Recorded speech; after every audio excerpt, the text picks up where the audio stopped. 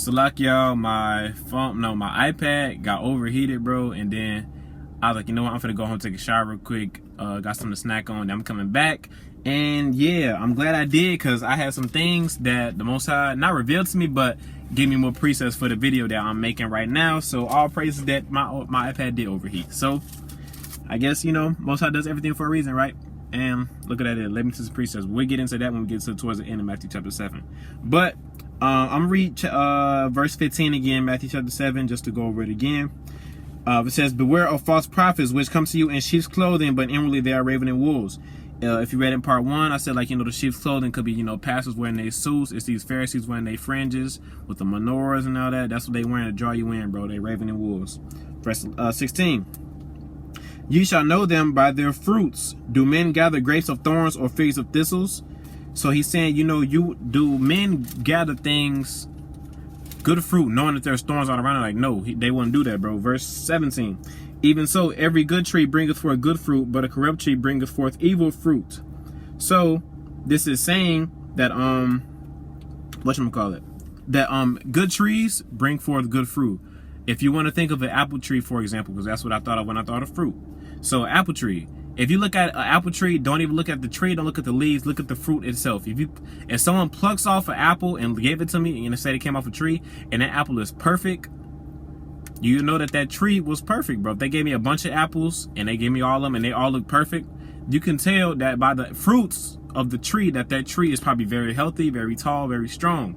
So now, vice versa, if someone gives me a bucket full of apples that were all old, they came off the same tree, they're all old, they're muggy, they got probably worms in them or something, I can tell by the fruits that tree is probably old, it's probably torn down, it's withering away. You know them by their fruits. You got to be able to compare things like that, bro. That's the best way that I learned this word. Try to compare it into my own understanding, you know, not dumb it down, but make a analogy. There you go, analogy. Make analogies, bro. So, like I said, a bucket full of good apples from the same tree, you can tell that tree is very strong, very healthy. But vice versa, if a bucket full of bad apples came off the same tree, you can tell that tree is probably very bad, unhealthy, about to die. That's what he's saying. You know them by their fruits. Verse 18. "A good tree cannot bring forth evil fruit, neither can a corrupt tree bring forth good fruit." So, remember verse 19 first and 20. "Every tree that bringeth not forth good fruit is hewed down and cast into the fire. Wherefore by their fruits ye shall know them." So now this is by their fruits ye shall know them. That means that you should know them by their actions, bro. Their actions will eventually manifest someday, bro. So their fruits will be known to you. Like I said, these Pharisees, what they doing? They telling people to keep the law and all of that, bro. But look what they doing inwardly, bro. I seen Pharisees, they be at the club. I seen one got arrested not too long on Matthias' channel. You be seeing them at the gas station. Supposed to gas station, puts like some 2/3 niggas, bro. They be doing all types of shit, bro. And they not true to who they say they are, bro. They don't walk it like they talking it, bro. That's how you gotta be. You gotta walk it like you talking for real, bro. If you really about that life, you say you're a Pharisee, but you don't even keep all 613 laws, but you teaching other people to do so, bro. That's being very hypocritical, bro. That's why you need to come to this law of liberty, bro. If there are any law keepers out there, and you know that shit is a burden to you, you thinking in your inside, like, yo, this shit ain't right. Like, you know, you telling people to do so, but you know, inside of you, bro, you like, I don't know. Come to the law of liberty, bro. His yoke is easy for a reason, bro. Law of Moses is not what he talking about. That law is done away with, bro. We are not judged by the law anymore. Verse 21. "To all you Pharisees, in that great day when Yahushua returns, this is what he has in store for you." 21. "Not everyone that saith unto me, Lord, Lord, shall enter into the kingdom of heaven, but he that doeth the will of my Father which is in heaven." So, just because you know the name of Yahweh B'Shem Yahushai is not getting you into heaven, bro. He said you got to do the will of my Father which is in heaven. What is the will of the Father? Luke 9:35. "This is my beloved son, hear him." And then, what did his son say? You know, this is Matthew 5-7. This is why I'm putting this video out, bro. This is what he's telling us, bro. This is the law of liberty broken down into the subcategories, bro. Pretty much, kind of. If you get it. But, yeah, the base of this, the Matthew 5-7, bro, is Yahweh's teachings of what we got to be living like. That's it. Verse 22. Many, this still going on the Pharisees, bro. "Many will say unto me in that day, Lord, Lord," calling on Yahweh's name, have we not prophesied in thy name? Yes, they have, bro. Ain't they on the street corners preaching this truth? They ain't got the right truth, but they professing the name of Yahweh B'Shem Yahushua. Right? So that's true. And in thy name have cast out devils. That is true. Don't they be cussing out Japhites on the street? They be calling them Esau. They be telling them they wicked, but they casting out devils on the streets, right? Yes, they are. And in thy name done many wonderful works. Oh, yes, they have. What's the number one wondrous work that they have done? Woke up Israel. That was their number one job. That's the reason why he rose them up and kept them in their dumbness, bro. He kept them exactly where they were, bro. Ooh, precept just jumped in my head, bro. Ooh, let me find it.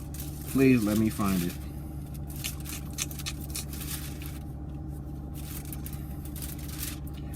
Hold on. Hold on. I know where it's at. I believe it's in John chapter 9. I made a video on this a little while ago. In John chapter 9. Yes, it is. So, like I said, bro, he kept them where they were because they thought that they were doing the right things, but they thought they had it all. They thought they knew everything they were supposed to do. They thought they had all the truth. They thought they knew. We thought we were supposed to keep the laws. You know, they thought they would. You think those, you know, I'm already talking over myself. They thought they knew everything, bro. They thought they could see everything exactly how it was. But let's jump to John. Precept this with John chapter 9.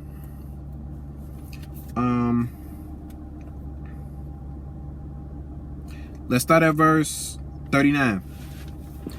John chapter 9, verse 39. And Yahushua said, for judgment I am come into this world, that they which see not might see, and they that which see might be made blind. And some of the Pharisees, which were with him, heard these words, and said unto him, are we blind also? Verse 41. Here's the meat. Here's the meat. Yahushua said unto them, if ye were blind, ye should have no sin. But now you say we see, therefore your sin remaineth. So now these Pharisees, you know, they thought they knew everything. They think they know everything, bro. They think they can know exactly what's going on in this world, bro. They think they know the word exactly how it is. But that's what they say they can see. That's why they think they know everything. Yahweh said, oh, you say you can see? Okay, you see then. You think you see. Yahweh left them exactly where they was, bro. And he said, now you say we see, therefore your sin remaineth. Their sin remaineth because they think they still got to keep this law. They seeing that the law of Moses is still in effect. But Yahweh is telling you, no, because if you could really see, you would see that I am in front of you, telling you that I am here to take that away from you, bro. But they did not do that. They rejected Yahweh, bro. They do not accept him, bro. They hold him above, they hold him above, they hold Moses above Yahweh, bro. Precept on that is Matthew 23 and 2. Let me get that real quick. Matthew 23 and 2. Ask him to go start at verse 1. Then spake Yahushua to the multitude and to his disciples, verse 2, saying, the scribes and the Pharisees sit in Moses' seat. They sit in Moses' seat because they're following his ways, bro. All right, man. Honestly, that's the oldest video right there. But we're going to go back to Matthew chapter 7. We're going to start at verse 22 again. You know, let's go through what the Pharisees going to say in that day. Matthew 7 and 22. Many will say to me in that day, Lord, Lord, have we not prophesied in thy name? And in thy name have cast out devils? And in thy name have done many wonderful works? Yes, they have. All three for three, 100%. Verse 23, Yahushua's response. And then I will profess unto them, I never knew you. Depart from me, ye that work iniquity. You fucking idiots. He will reject you just like you're rejecting him right now. Verse 24. Whosoever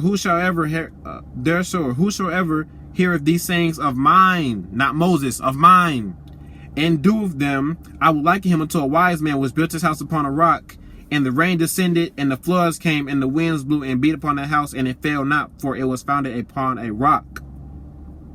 Now, this is the part that really connected the dots for me, bro. So, I'm going through it. Of course, it says these things of mine, but that part on the bottom that said, which built his house upon a rock. So, in the entire word, bro, who do we refer to as the house? The house of David, right? Let's go to Zechariah. Hold Matthew chapter 7. Let's go to Zechariah chapter 13. Possibly, no, Zechariah 12 and 10. We go to 13 too, but start at Zechariah 12 and 10. And I will pour upon the house of David and upon the inhabitants of Jerusalem the spirit of grace and of supplications, and they shall look upon me whom they have pierced, and they shall mourn for him as one mourneth for his only son, and shall be in bitterness for him as one that is in bitterness for his firstborn. Notice it says house of David, right? He said, what it said, built his house upon a rock. His house, David's house, is the only house that's mentioned in scriptures, bro. Let's go to Zechariah 13 and 1. And in that day, coming very soon, there shall be a fountain open to the house of David and to the houses of Jerusalem for sin and for uncleanness. House of David. Now, hold on to that. So we know that David's house, right? Now I'm about to show y'all, this just goes to show that Peter is David, bro. Peter is David in the reincarnation. Go to Matthew chapter 16, verse 13. Matthew chapter 16, verse 13.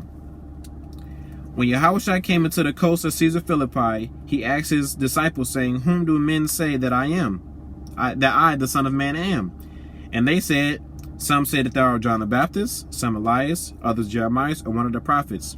I say, I know regeneration is real, because why would they say that he's already people that's already died? All of these people were dead that they mentioned. So why would they say he's somebody dead if there's no such thing as regeneration? Think, people, think. Regeneration is real. Verse 15, he saith unto them, but whom say ye that I am? And look who spoke up. As we know, Peter is David, right?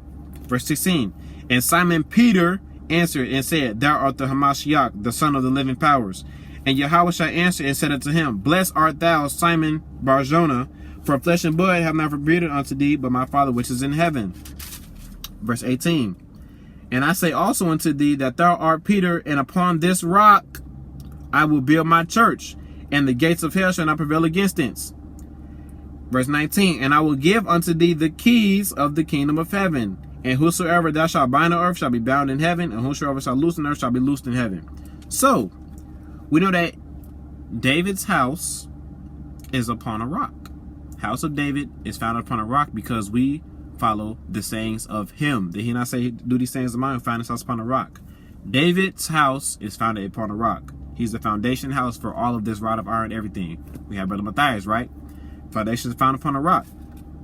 And Matthew chapter 16, verse 19 says, I will give unto thee the keys of the kingdom of heaven. So, if David's house is on the rock, that rock is Yahushua, right? So, we're gonna go Yahushua's house, right? Let's start it up here. Yahushua's house. Inside of that house is house of David. We dwell in Yahushua, right? In him and us. That's how we work. So, house of David is within Yahushua's house, which is heaven. Heaven is Yahushua's house. He give David a key to his house. David's house, David was given the keys of Yahushua's house, bro. His house is founded upon a rock. Now let's connect that back to Matthew chapter 7, bro.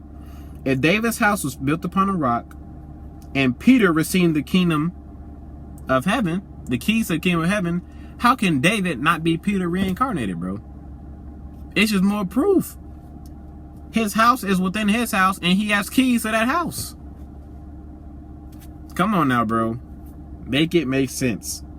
David is Peter. He worked with the same person. Yahweh worked with David. Yahushua is working with Peter. Does things decently and in order? No new thing under the sun, bro. David is Peter in the reincarnation. His house was founded upon Yahweh, because David was a great king. And now we have Peter being the lead apostle, as we know, spoke to the Most High directly. The Most High spoke to him directly in Matthew chapter 16, because he's always spoke to him, because he was King David in his past life. He's always been in connection with the Father. So this is the last time anyone ever got spoken to by the Father directly. Directly, bro. And look who it was. It was somebody he's always been spoken to. It was Peter. And Yahushua knew who Peter was. Yahushua knew Peter was David. That's why he had him being the lead apostle, bro. He already knew. He already knew. Back when he first found David, not David. Back in Matthew chapter 4, When Yahushua found the two fishers between Peter and Andrew, who did he see first? He saw Peter first, didn't he? He recognizes his dad, in a sense, because, you know, he was Solomon. He recognized Peter first, above all. Peter always been lead, bro. David has always been lead. That's why we're building this house upon King David. Is Brother Matthias not the leader of this entire rod of iron, what we got building here? Is he not King David? He's been working with the same man his whole life. Come on now. Nothing new under the sun, baby. All right. Verse 26. Let's hear what these fucking Pharisees do. And on Matthew chapter 7, by the way. And everyone that heareth these sayings of mine and doeth them not, that's you law keepers, that's you Christianity fucking motherfuckers, that's you Islam, that's everybody that's not Yahweh Hashem Yahushua. He says what? They shall be likened unto the foolish man which built his house upon the sand, and the rain descended, and the floods came and the winds blew. The rain descending and the floods came and the winds blew, that's talking about shit, when shit hit the fan, bro. That's when all of this shit start hitting the fan out here, bro. What's going to happen to him? And beat upon the house, and it fell, and great was the fall of it. Don't know who that is calling me. Verse 28. And it came to pass when Yahushua had ended these sayings, the people were astonished at his doctrine. I'll read that again. And it came to pass when Yahushua had ended these sayings, the people were astonished at his doctrine. For he taught them as having authority and not as the scribes. At his doctrine. Matthew chapter 5 through chapter 7 is Yahushua's doctrine. This is the law of liberty within these two chapters, bro. Plain and simple, bro. So that will conclude my series on Matthew chapter 5, 6, and 7. Stay tuned for another video. I got some more videos in the storage that I gotta make. I already been cooking on my precepts. So giving our praises to Yahweh Bahashem Hamashiach Yahushai. Shalom, Israel.